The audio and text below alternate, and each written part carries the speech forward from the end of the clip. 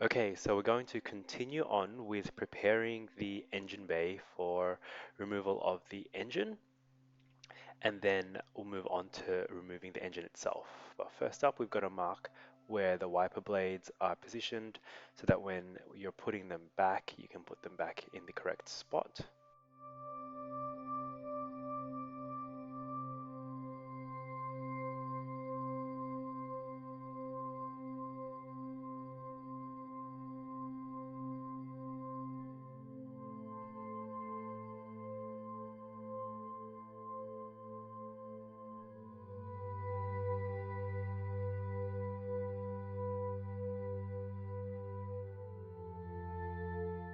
I'm having trouble placing the passenger side tape here, but what you can simply do is take a photo of the whole windscreen so that you have a reference for when you have to reassemble them.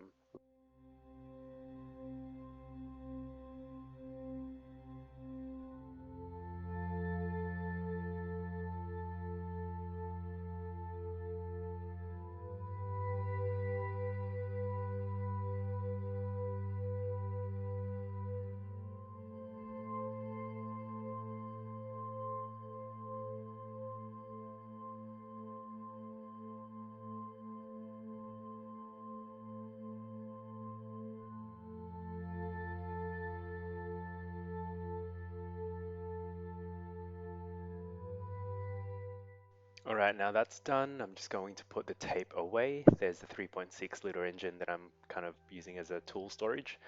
And the next step is to remove the little nut caps and then remove the nuts that fasten the wiper arms onto the motor.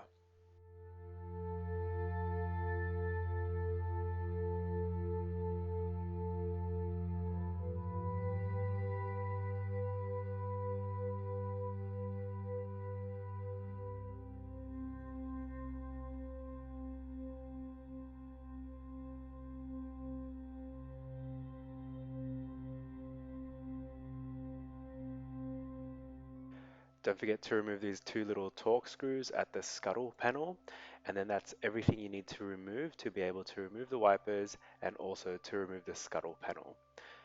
So the next bit you'll see is a little unconventional, but I find that it does work for me every single time with any single car that I have come across, and it's just sort of the wiggle method.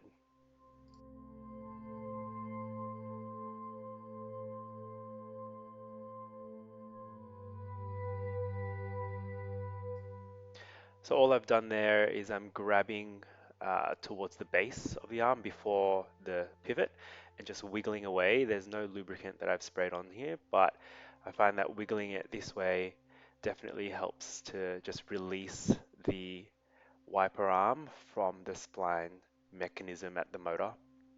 Then you can remove the scuttle panel. Don't forget to remove the little weather seal here first.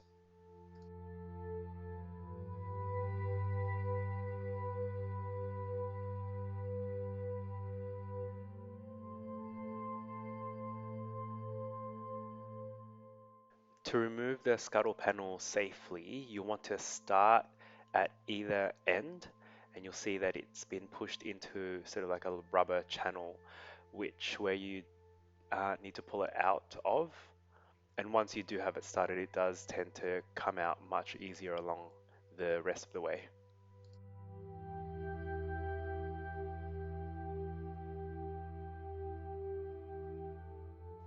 Now we get to remove the ECU. First, there's a couple of cable ties that you need to remove or cut off, and then you can get to the ECU where there are these two tabs, and then you kind of have to lift it and pull it out at the same time. You can see that I struggle a little bit here. This is the first time that I've ever done this on this car, but I do get there in the end.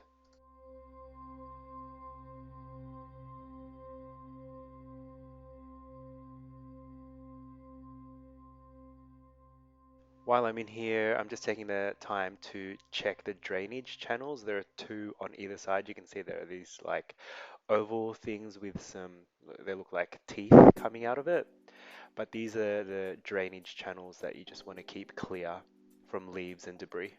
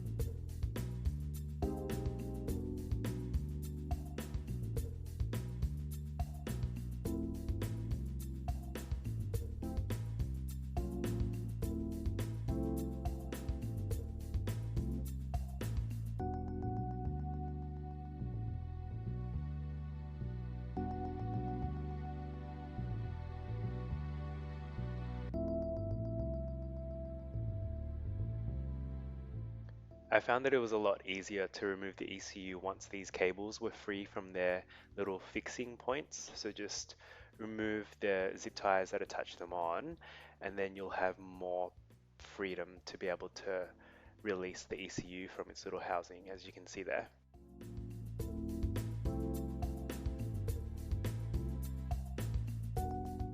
Now this next bit is a little bit painful, as you need to do whatever you can to be able to remove these security bolts from the ECU.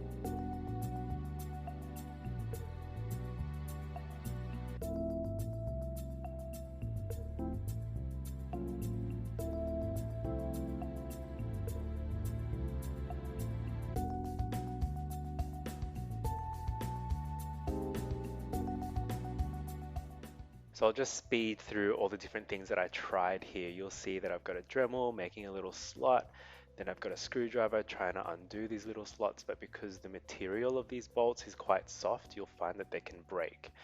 Then I'm hammering, then I get the Dremel out again, then I get a chisel, then I get some pliers. But you just basically want to do anything you can to remove these bolts, otherwise there's no getting this ECU out and unplugging the harnesses from it.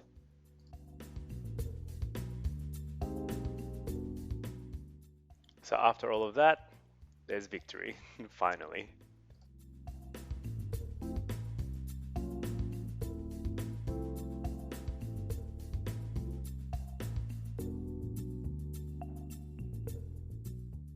Once the security locks are removed, you can simply pull out the plug ends.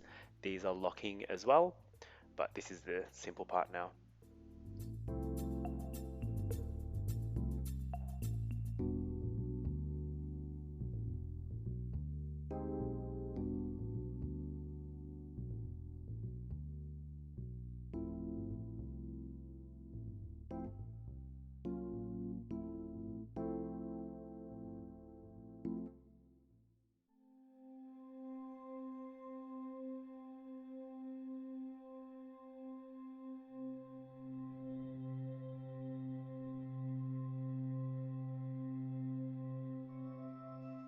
Now removing the wiring loom can seem a little bit tricky, but all you really need to do is follow it along where it runs, and it basically will end up at the engine where you want to just undo all the fastenings to it. There's going to be a couple of zip ties that you can cut, but you can replace them later on anyway. And you're just basically freeing it from where it runs in the engine bay.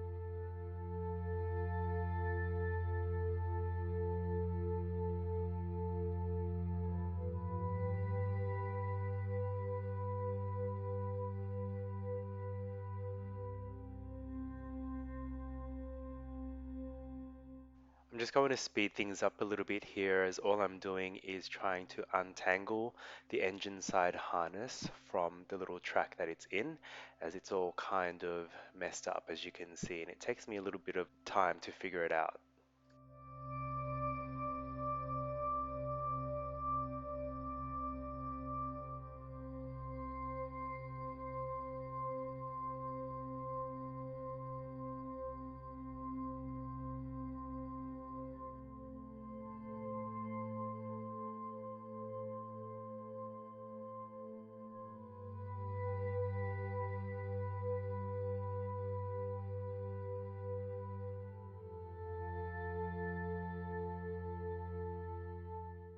Alrighty, now the engine harness has been undone and tucked away on top of the engine.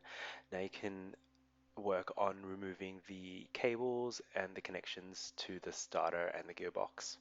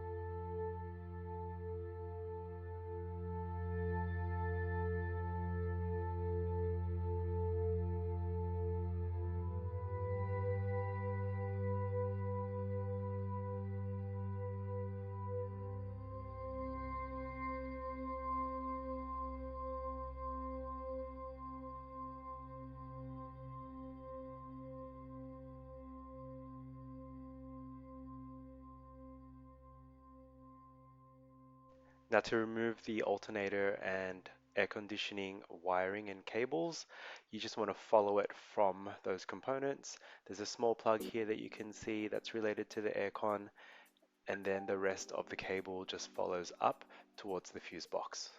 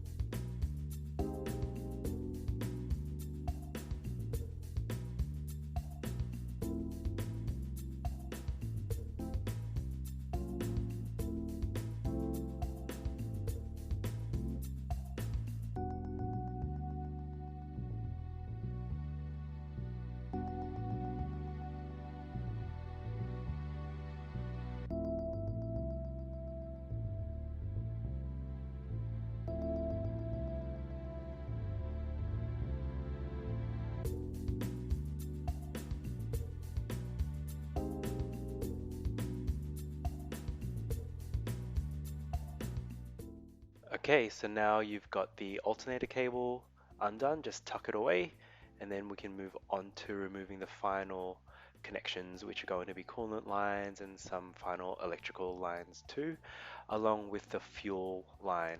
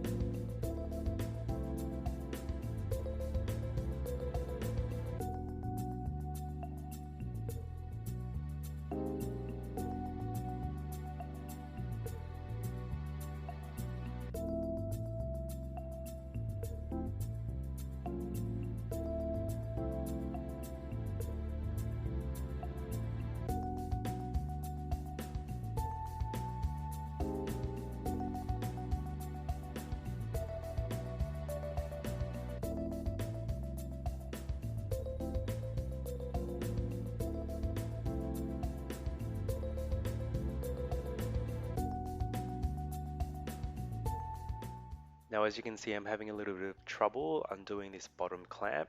So what I found is the easiest thing to do is grab your T25 Torx bits, undo the two mounting bolts for the coolant reservoir, and then you've got really nice access to that clamp.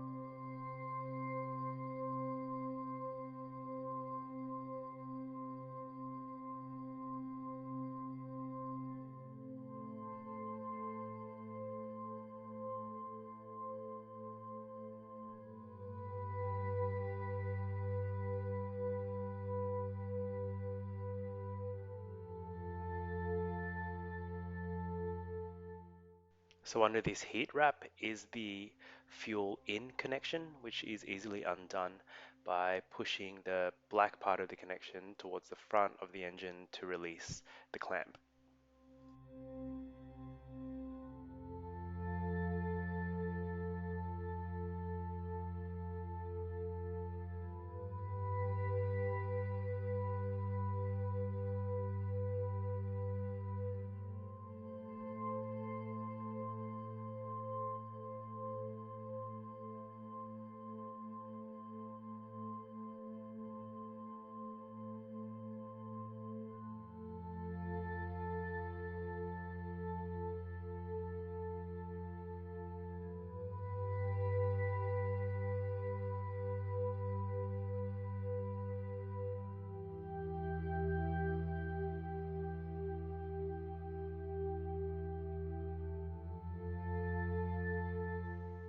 Removing the engine cover is very simple now. Just release these two clips, pull out the sort of 90-degree hose from the top cover assembly, and then the cover slash filter should just lift out.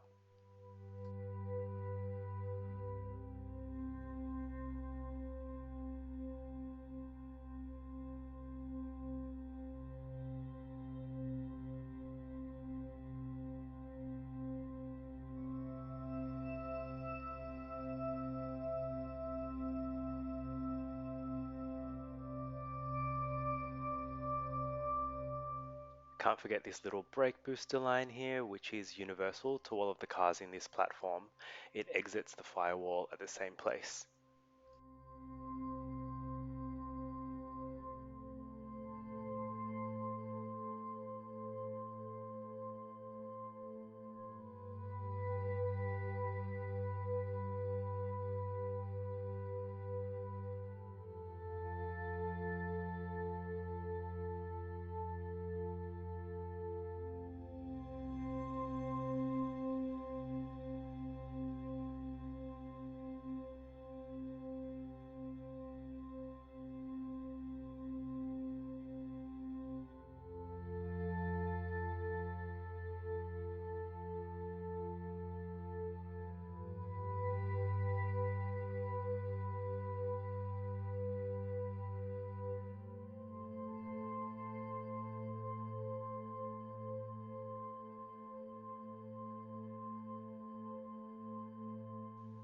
Almost there, you just have to disconnect these two heater core lines. There's a little clamp that kind of comes out, but make sure you don't fully take it out of the fitting, as these do tend to flick off and you can never find them ever again. So you can see that I've grabbed this hose the wrong way, which resulted in damage of that little nipple, so don't do what I did.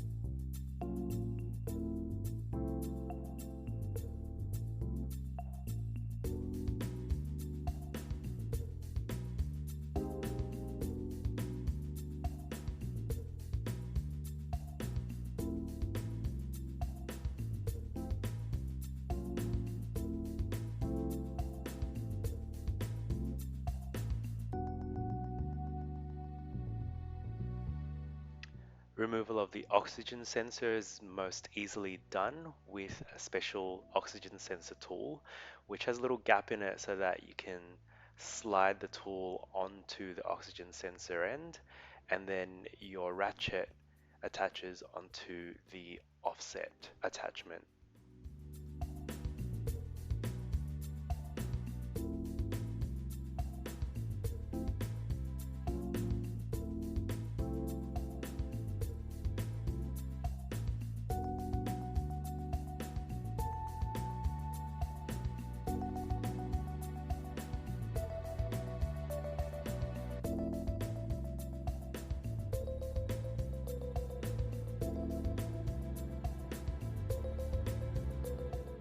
Now all I've done is cracked the sensor loose, and I like to take the attachment off and just unscrew the rest of it by hand, making sure that the other side where it's plugged into the body loom is undone.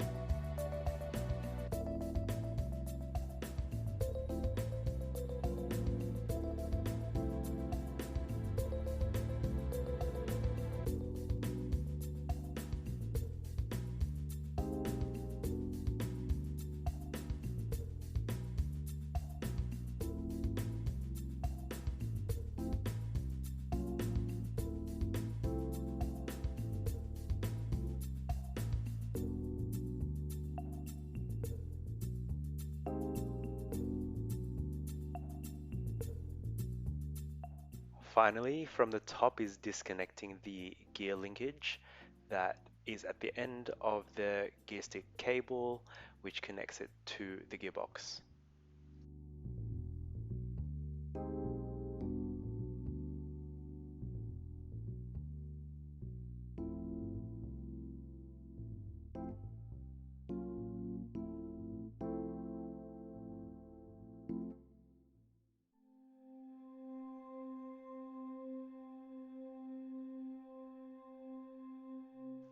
After the gear linkage cable was undone, I decided to call it a night. So you can see here it is the next day, starting nice and fresh to start removing the drive shafts from the gearbox.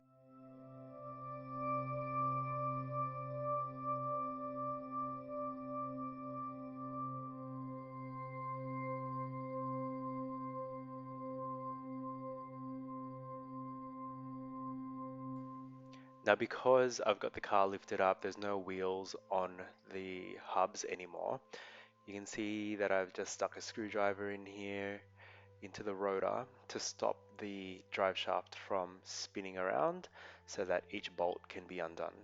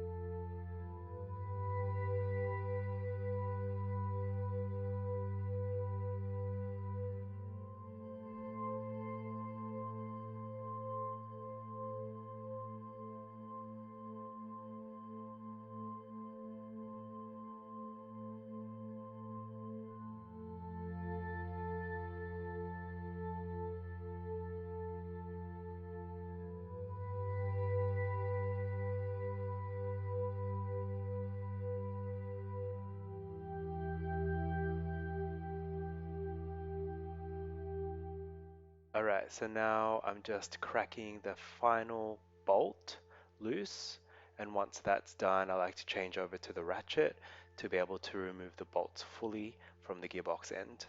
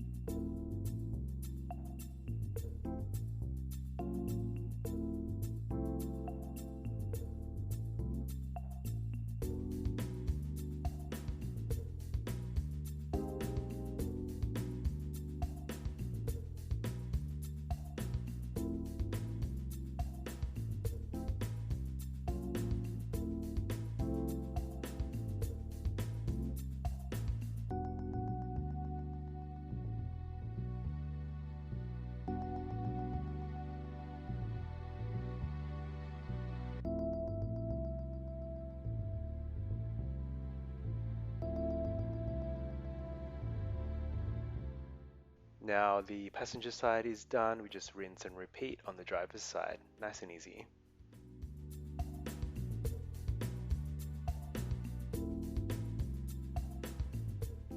Before trying to remove the downpipe nuts, it is really good idea to put some lube on there and just let it soak in for a while before you attempt to crack them. They can be really tricky to crack loose.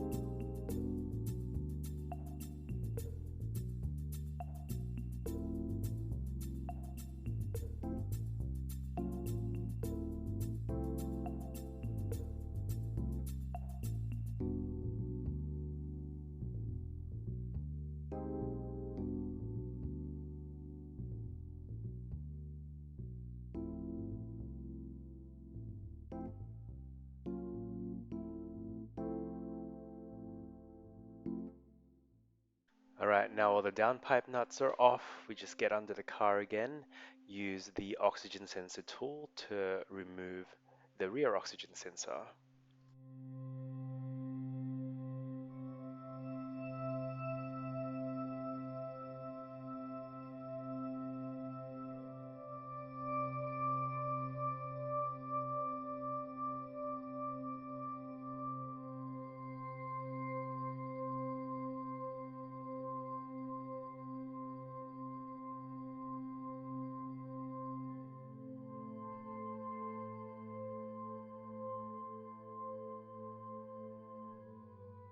So that's done, and I just like to tuck that oxygen sensor away.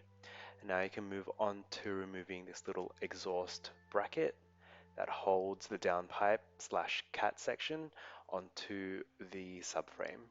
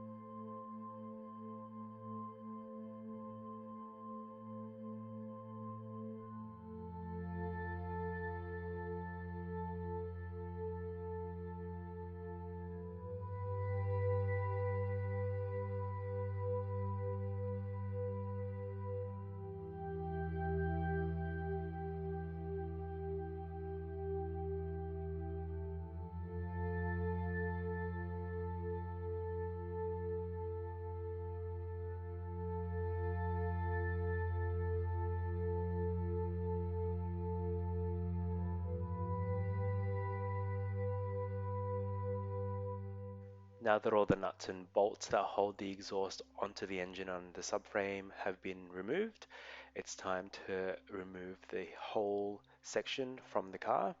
Now, these can be a little bit tricky, but you do have to work from both the top and the bottom to be able to free the exhaust and shift it through the transmission tunnel, as you can see here.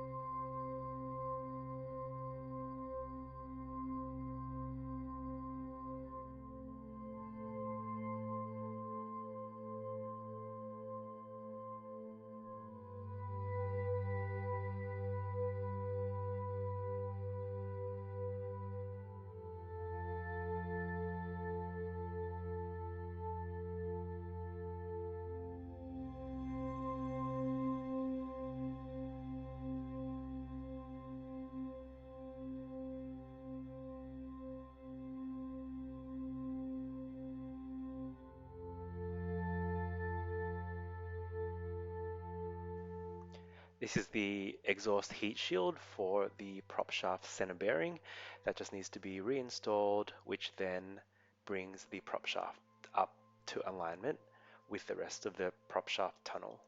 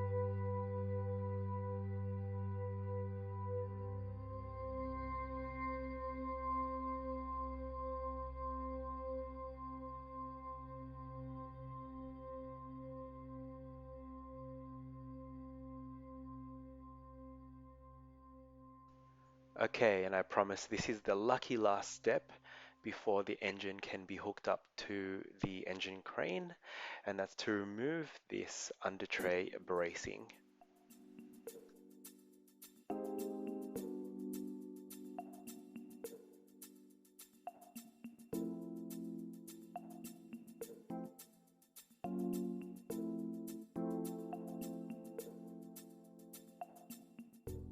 So there are just a few M8 spline bit bolts that connect the bracing onto the subframe and the chassis rail.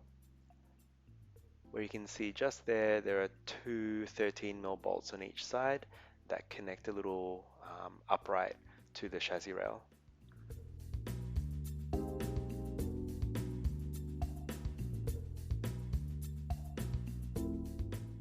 I'm really sorry about the bad angle here. I didn't realize that the camera had moved, but you'll definitely see a much better view of the opposite side where these bolts sit.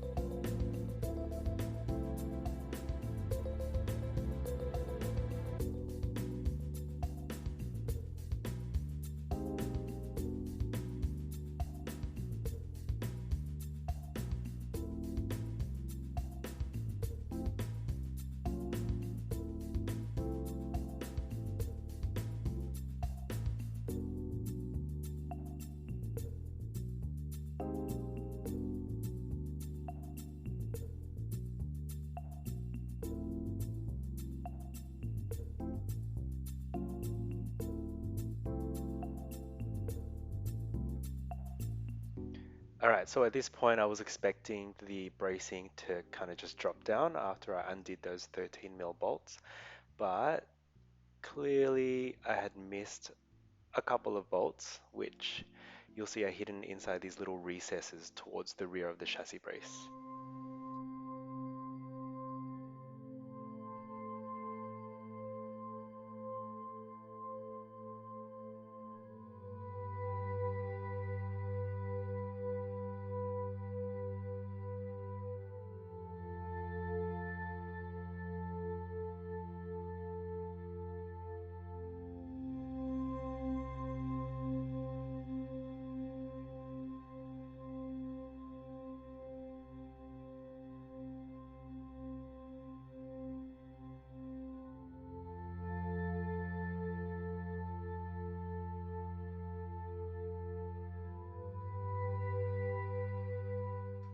All right, and we're done. There's the chassis brace, and the engine is now ready to be removed from the engine bay.